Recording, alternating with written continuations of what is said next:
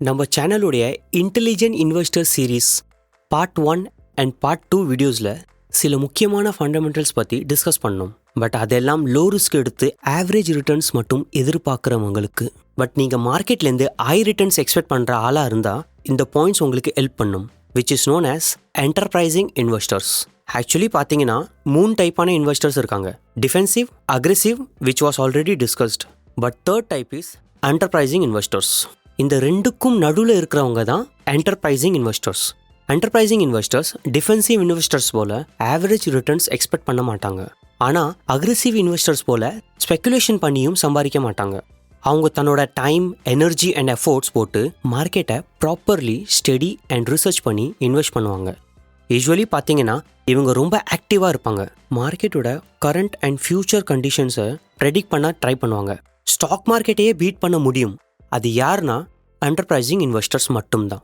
But the problem is, இது மாதிரியான investor ஆகிறதுக்கு ரொம்ப டைம், ரீசர்ச் அண்ட் ஸ்டடி பண்ண வேண்டியது இருக்கும். நார்மல் பீப்புள் லைக் ஆல்ரெடி வேறு பிஸ்னஸ் பண்ணுறவங்க, ஜாப்க்கு ஃபுல் டைம் கொடுக்குறவங்க எல்லாம் டிஃபென்சிவ் இன்வெஸ்டர் ஆகிறதுக்கு ஆத்தர் பெஞ்சமின் கிராம் ரெக்கமெண்ட் பண்ணுறாரு.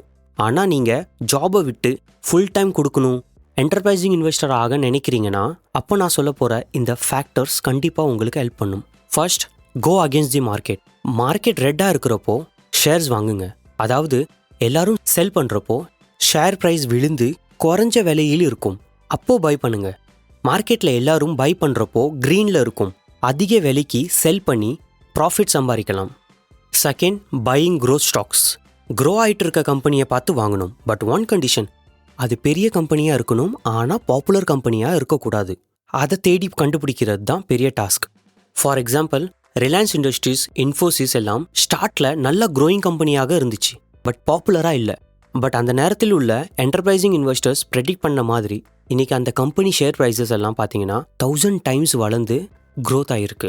சிம்பிளாக சொல்லப்போனால் ரிலையன்ஸ், m5c மாதிரியான க்ரோயிங் கம்பெனிஸில் வெறும் 5000 ருபீஸ் ஸ்டார்ட்டில் இன்வெஸ்ட் பண்ணியிருந்தால் கூட dividend, bonus share, capital appreciation எல்லாம் சேர்த்து இன்றைக்கி உங்கள் இன்வெஸ்ட்மெண்ட் கோடிக்கு மேலே போயிருக்கும்.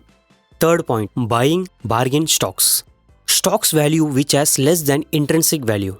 அதாவது ஃபேர் வேல்யூ 100 ருபீஸ், பட் உங்களுக்கு 80 ருபீஸில் கிடைக்குதுன்னா அந்த ஷேர்ஸ் வாங்குங்க. என்டர்பிரைசிங் இன்வெஸ்டர் ஆக நினைக்கிறீங்கன்னா இந்த ஃபேக்டர்ஸ் கண்டிப்பாக உங்களுக்கு ஹெல்ப் பண்ணும். ஸோ ஃபார் கன்க்ளூஷன், நம்ம இந்த புக்கில் இருந்த ஆல்மோஸ்ட் எல்லா சாப்டர்ஸும் கவர் பண்ணிட்டோம்.